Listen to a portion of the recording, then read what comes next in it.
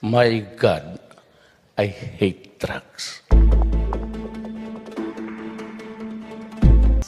Former Chief Justice Maria Lourdes Sereno is not losing hope. She's all set to appeal by the end of the month the Supreme Court's decision to oust her.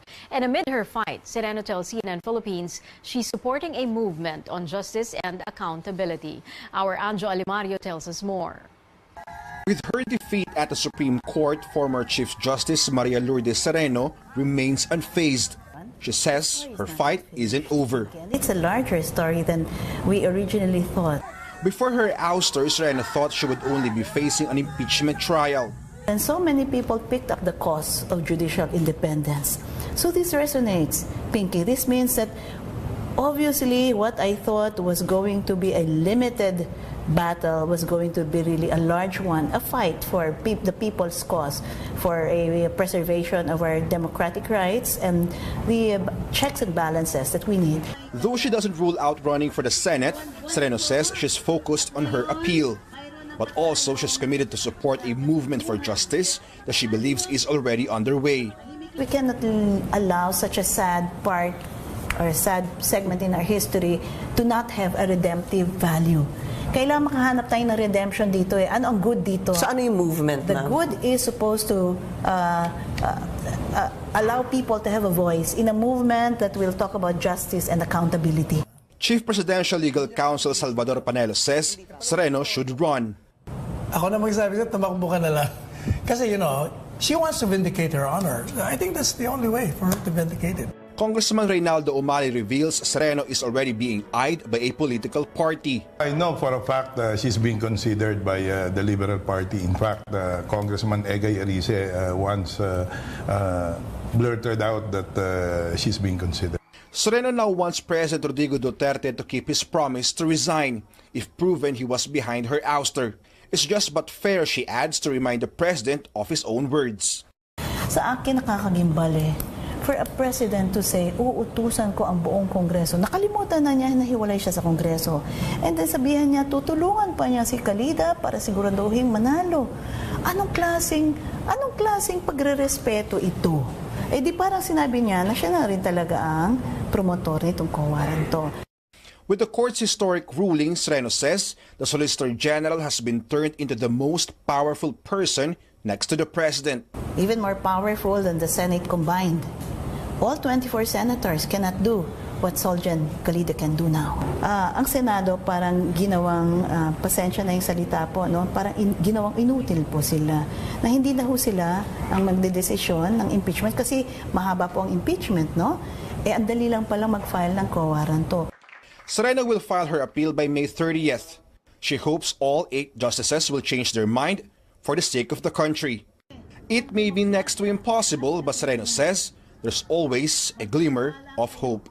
It's not just homes that crumbled in the months-long Marawi siege. The fighting took a huge toll also on schools. Our George Cahilas tells us how teachers and students at one college are rising from the ashes.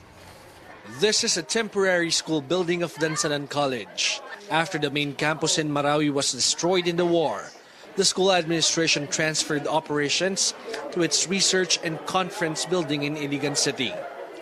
Teachers are now busy preparing the final grades of their students. Like teacher Leo Orobala, who was among the employees of Dansalan College, trapped in ground zero at the height of the Marawi siege. He says recovering from those 12 days of suffering and mental torture has been a struggle.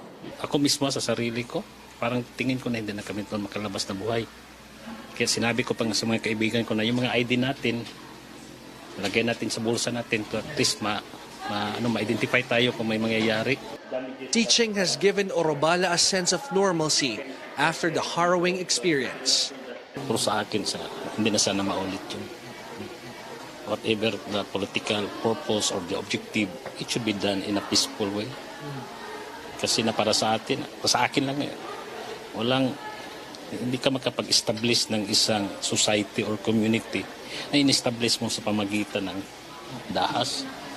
Dansalan College President Fidelina Tawagon says enrollment has dropped from around 2,000 students before the siege to 260 from kindergarten to grade 12. Still, Tawagon says they continue to operate. Naturally, at first you have to be angry. Bakit ganito? After all the things we have done, it's more of for service. While we continue to have the pains as a result of the devastation, we always believe that we need to move forward. Tawagon admits it was hard to accept that her 25 years of work turned to rubble in a matter of days. But she says they must accept what happened and move on. I think it is high time to forgive but not to forget. Kasi when you forget the whole history, you cannot come up with some kind of lessons that we should reflect on. The school will continue to accept students for the next school year. Despite many problems they have, both Orobala and Tawagon assure they will continue their sworn duties to the students and the community to continue molding young minds as together they rise from the ashes of the dark past. From Iligan City, George Cahiles. Socio-economic planners say unemployment is on the decline as the country's economy grows. The National Economic and Development Authority says the country's vibrant economy is producing more and better jobs. It adds unemployment and underemployment rates have declined from 2006 to 2016. NEDA says even the poorest regions in the country, like the ARMM, have recorded a drop in unemployment.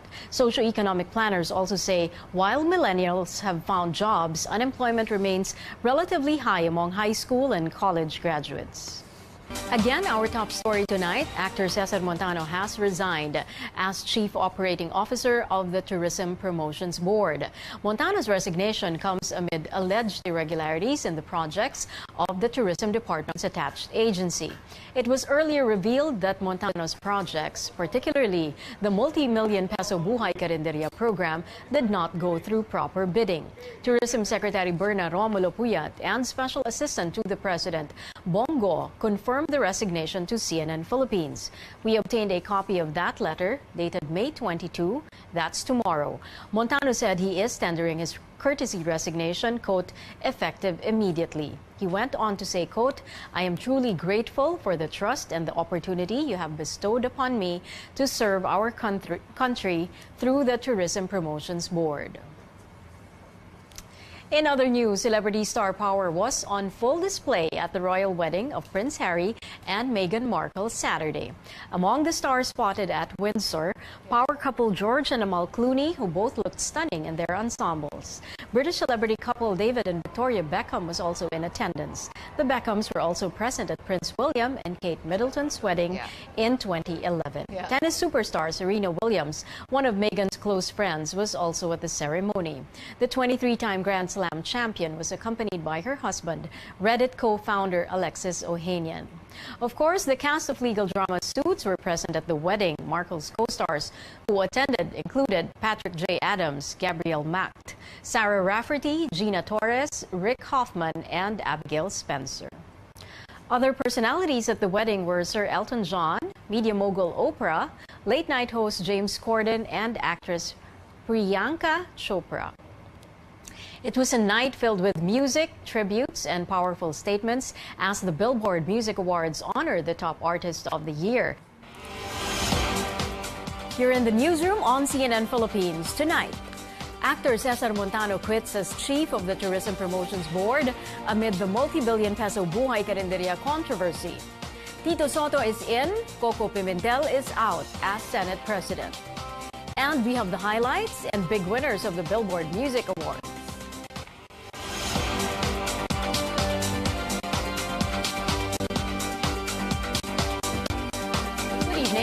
Cherry Mercado.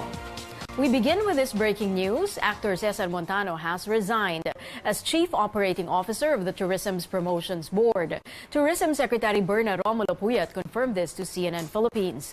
Montano's resignation comes amid alleged irregularities in the projects of the Tourism Department's attached agency.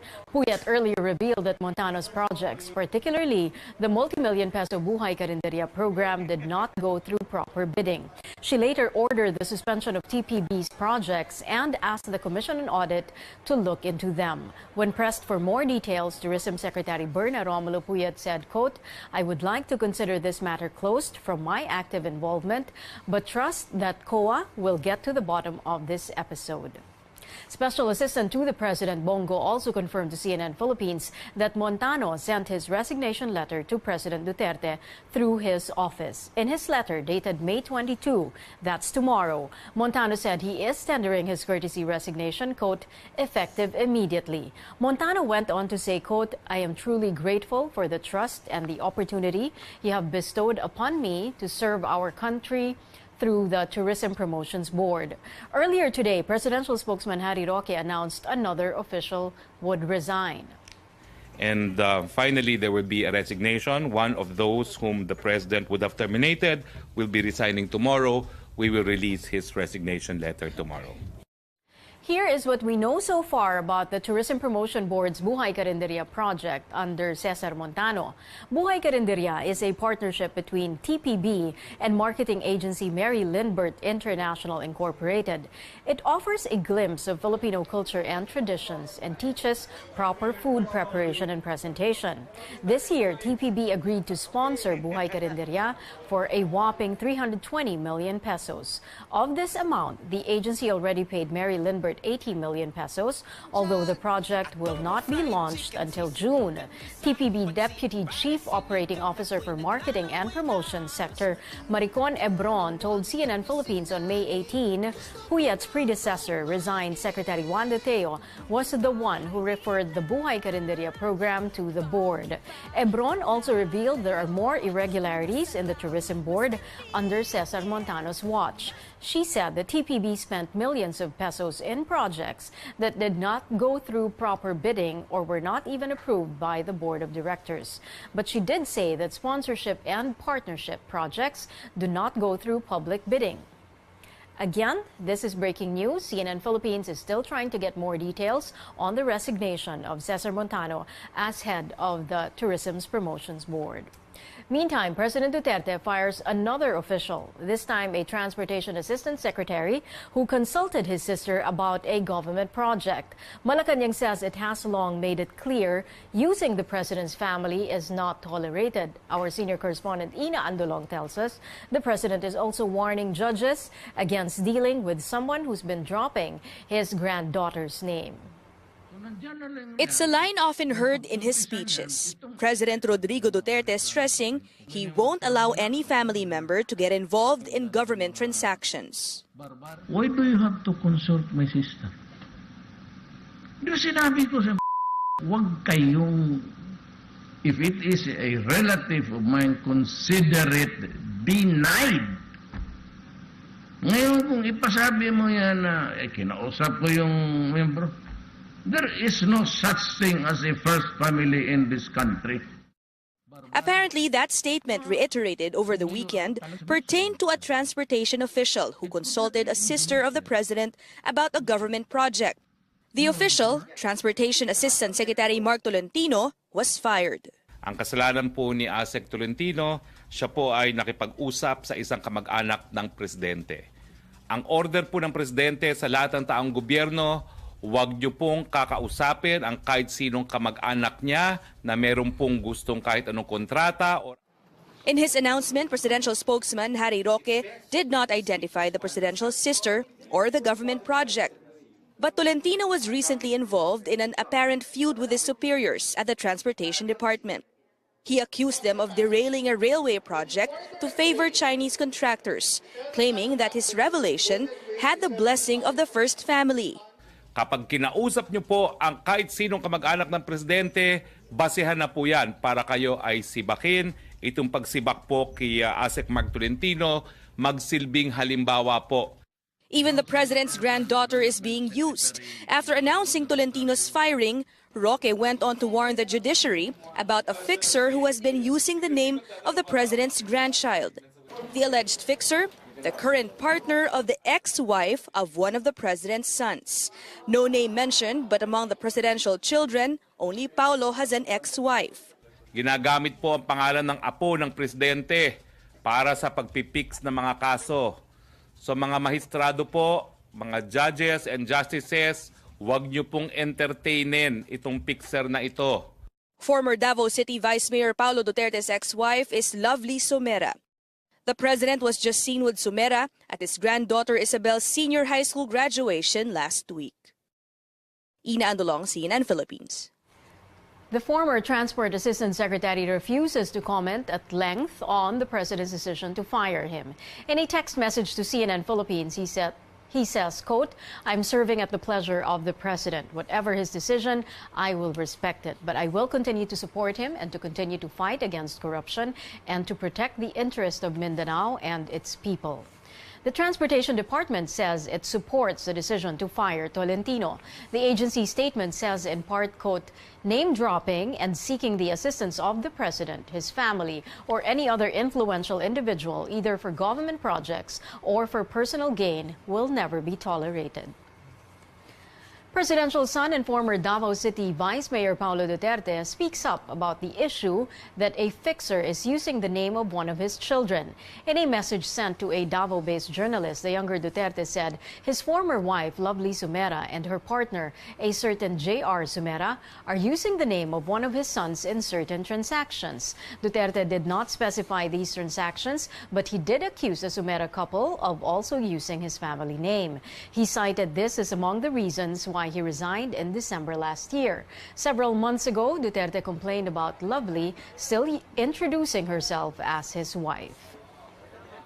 Senator Tito Sotto hits the ground running as the new Senate president. After taking his oath just this afternoon, he lays down priority legislation expected to be passed in the next 2 weeks. Our senior correspondent Cecil Ardizabal tells us more. I, Senator Soto III, having been elected, position of Senate President.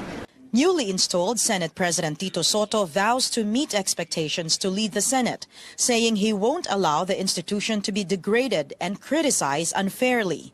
He lays down his first order of the day: pass priority bills hopefully in 2 weeks, such as the Bangsamoro Basic Law, Universal Health Care, Occupational Safety Law, and the Public Service Act.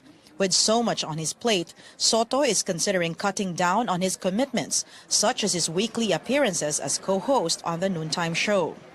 A little stressed because I'm looking at the incoming measures that have to be tackled. Medyo, ano tawag dito, nakakalula.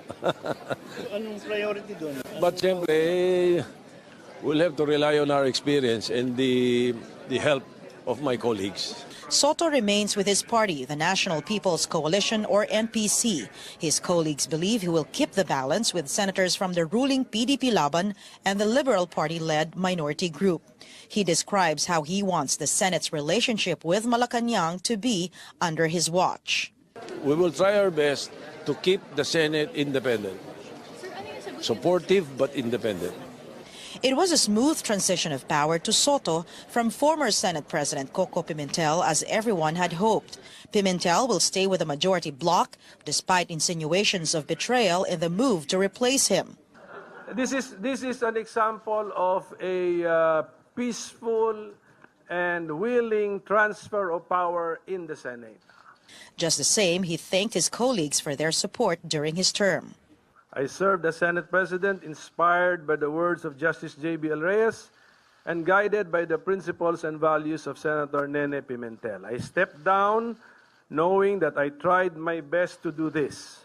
Pimentel, who headed the chamber for 22 months, is proud of what the institution achieved, while acknowledging some were dissatisfied with his leadership. We are 17 different personalities in the majority bloc. There will be different reasons talaga na to feel dissatisfied, pero ano na po yun, basta importante the majority is supportive of the new Senate President. Pimentel will chair the Trade Committee and possibly 2 more. Senator Mig Zubiri was elected as the new majority leader and will head the Rules Committee. Cecil Ardizabal, CNN Philippines.